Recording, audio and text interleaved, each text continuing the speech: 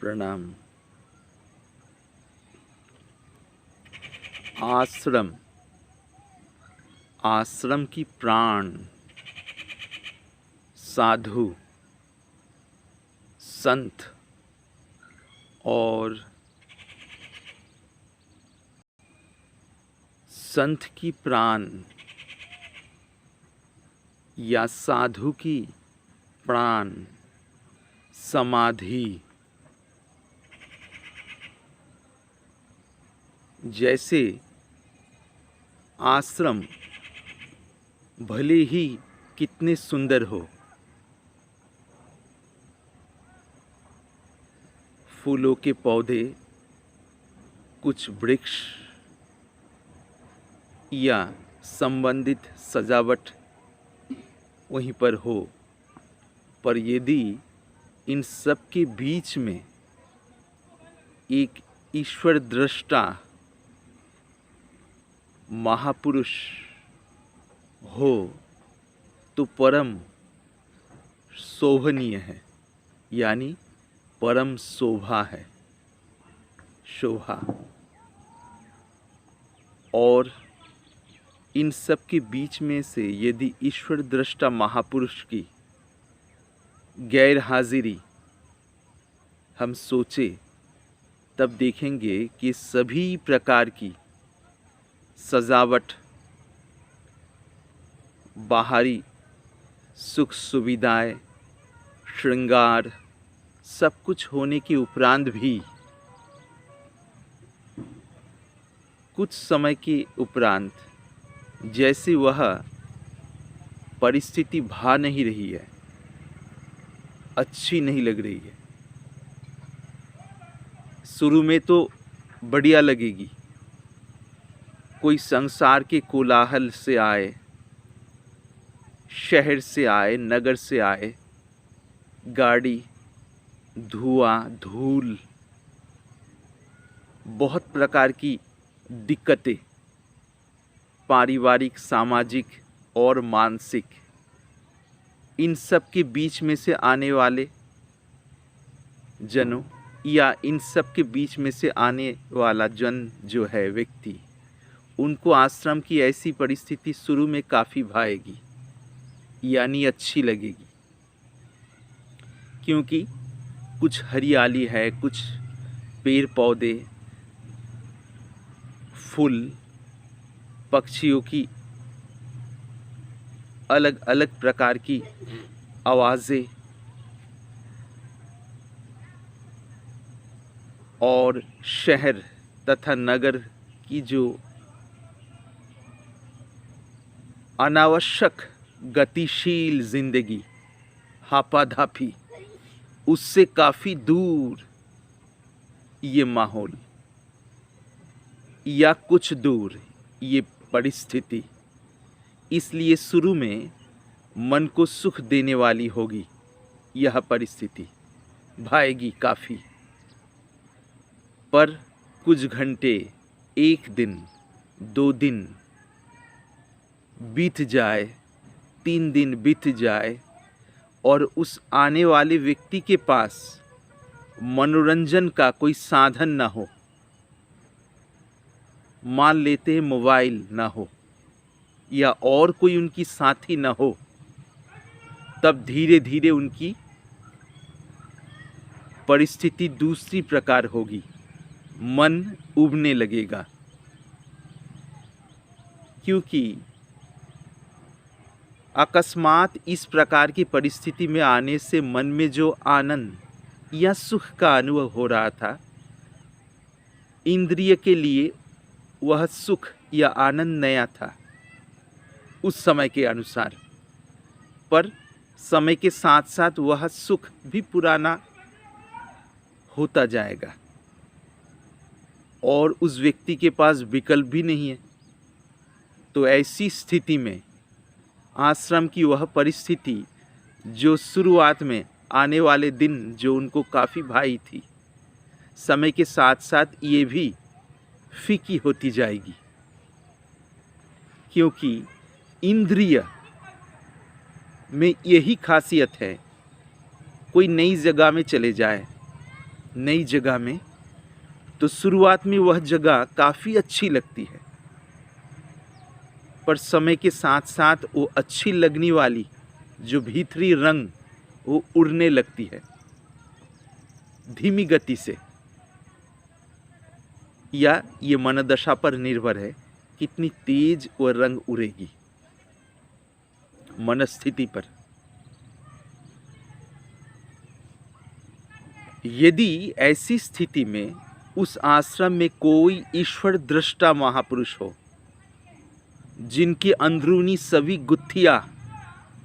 सुलझ चुकी है, यानी सभी गांठें खुल गई मन की, सहज जो परमात्मा सत्ता या परमात्मा स्वरूप उनके मन में प्रतिफलित हो रहा है, ऐसे कोई महापुरुष यदि उस आश्रम में हो, तो वो महापुरुष के माध्यम से वो आने वाले व्यक्ति की जो फीका होने वाला मन धीरे धीरे बदलाव को, परिवर्तन को प्राप्त कर सकता है। यानी वो महापुरुष ये फीकीपन आने का कारण क्या है, ये उस सज्जन के आगे धीरे धीरे खोलते जाएंगे, और सज्जन की ग्रहण क्षमता, यानी उनकी मन की जो ग्रहण क्षमता, बुद्धि की जो निश्चयात्मक सामर्थ्य, इसको एक तरफ महापुरुष बढ़ाते जाएंगे और उस बढ़ी हुई सामर्थ्य के आगे कुछ कुछ संकेत भी देते जाएंगे, जिससे उनकी अंदरूनी गुत्थियां सुलझे या सुलझना शुरू हो जाए।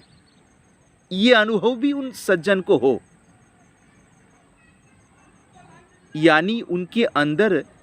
मुरझाई हुई स्थिति ज्यों-ज्यों उनकी बुद्धि को, मन को व्यापने लगेगी, त्यों-त्यों उस मुरझाई हुई स्थिति के पहले सुखद स्थिति और मुरझाई हुई स्थिति के जो आने की समय काल, इन दोनों के विषय में सजग किया जाएगा कि ये दोनों परिस्थितियां आने जाने वाली है। शुरुआत में जब वह सज्जन यहाँ पे आए थे, एकाएक ऐसी परिस्थिति के प्रतिफलन जो उनके चित्त दर्पण में या मन दर्पण में प्रतिफलित हुआ, कुछ समय उनके मन उसमें रस लिया, समय अनुसार वह रस खोता गया, यानी वो परिस्थिति की आदि होता गया मन उनका। फिर ज्यों-ज्यों उस परिस्थिति से परिचित होते गए उनका मन, त्यों-त्यों उस परिस्थिति की नयापन की जो आनंद है वह खोता चला गया, और आनंद खोता चला गया तो उस अनुपात में, उस मात्रा में मन भी मुरझाता चला गया। ऐसी स्थिति में वह महापुरुष उनको संकेत देंगे, विश्लेषण कर पाए, जिससे कि ये शुरुआत में जो परिस्थिति के प्रतिफलन तुम्हारे चित्त दर्पण में प्रतिफलित हुआ, उस कारण से तुम्हारा मन प्रसन्न था, इंद्रिय भी प्रफुल्लित थी, पर समय के साथ साथ उससे परिचित होने के कारण वो धीरे धीरे कम होता गया या होता जा रहा है वह आनंद, वह सुख। तो क्यों ना इस परिस्थिति से ना भाग कर इस मनदशा को हम समझे। ऐसी परिस्थिति किसी भी समय, किसी भी जगह पर प्रकट हो सकती है और होती ही रहती है। इसी कारण से लोग आनंद के लिए, सुख के लिए अलग अलग परिस्थितियां बदलती रहती है, पर उससे स्थायी समाधान तो होने वाला है नहीं, क्योंकि जो कोई भी नई परिस्थिति आ जाए उसमें भी मन रमने लगे तो कुछ समय के उपरांत वो भी फीकी होती जाएगी। पक्षांतर में, यानी बल्कि यदि वह सज्जन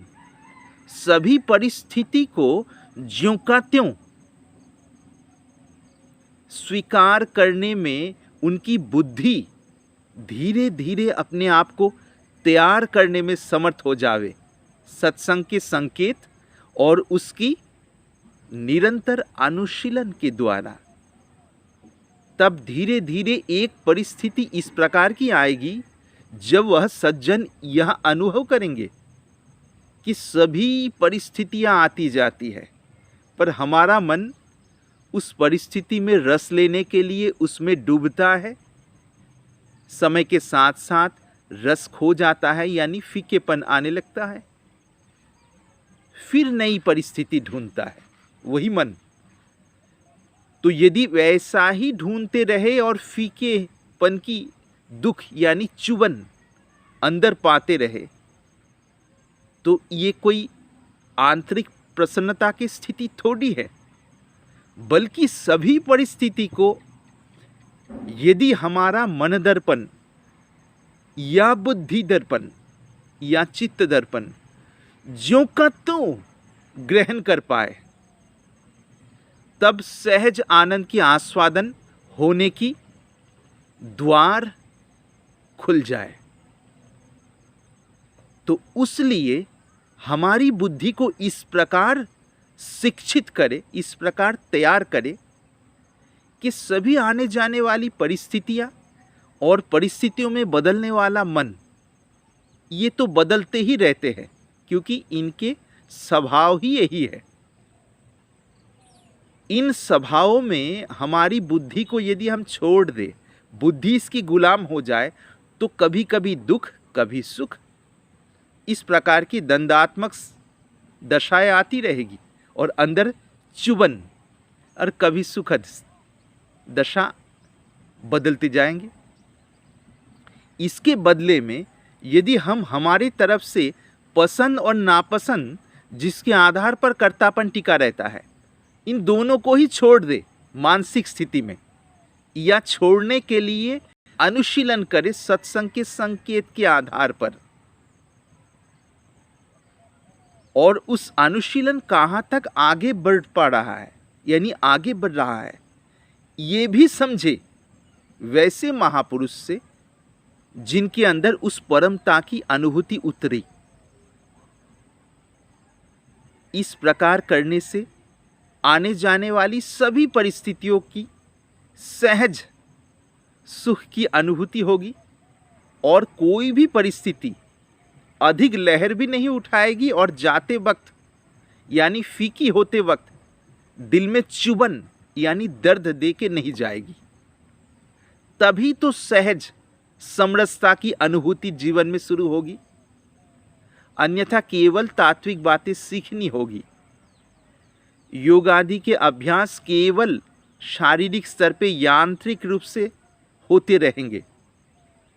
पर दिल डूबने वाली स्थिति रस में, निर्मलता में और आखिरकार परमता में ठहराव, ये किस प्रकार हो पाएगी? इसीलिए हे जिज्ञासुजन, यदि सच में ही मेरी बातें आपके अंदर छू रही है और आपकी मनदशा के अनुसार आगे की प्रकाश आपके सामने ला रही है, तो देर ना करके वही करें जो करने से आप उस परमता की अनुभूति तक पहुंच पाएंगे, यानी आपका मन,